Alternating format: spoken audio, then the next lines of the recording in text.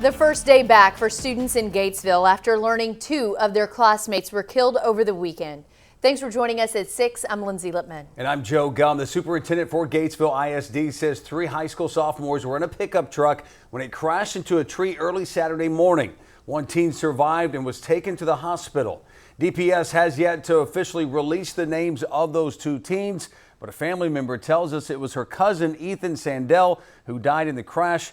A GoFundMe page created by Jimmy Tennyson says his son Kyle Tennyson was the other teen killed. Now, Holly Stouffer joins us now in the studio. And Holly, you were in Gatesville today. Certainly a difficult day back to school. Yeah, well, I was at the high school. I actually saw one girl leave with her parent or guardian, whoever was picking her up. She was crying and she had a tissue crumbled up in her hand. So definitely a sad day. The superintendent tells me that grief counselors were on campus to talk to students, but some of them were so distraught that they either left early, like the one girl I saw, or they skipped school altogether. And then people started bringing flowers out here, and then we bought the solar stuff yesterday.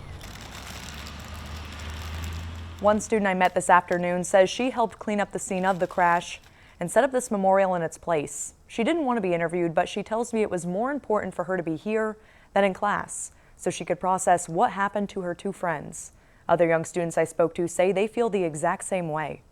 I've had a lot of trouble getting it through my head, so I thought that maybe if I went and saw it for myself that I would get the picture, think that this is real, like this did happen. The memorial for the boys is covered with flowers and messages of love, along with a few of their favorite things, like a tennis racket. Ethan and Kyle's friends say they were funny, kind, and loved by a lot of people. They were both really good guys. They had good personalities and they always found a way to make someone smile.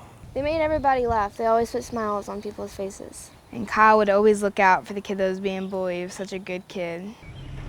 DPS says the 3 teens in the truck were not wearing seatbelts. The crash is still under investigation.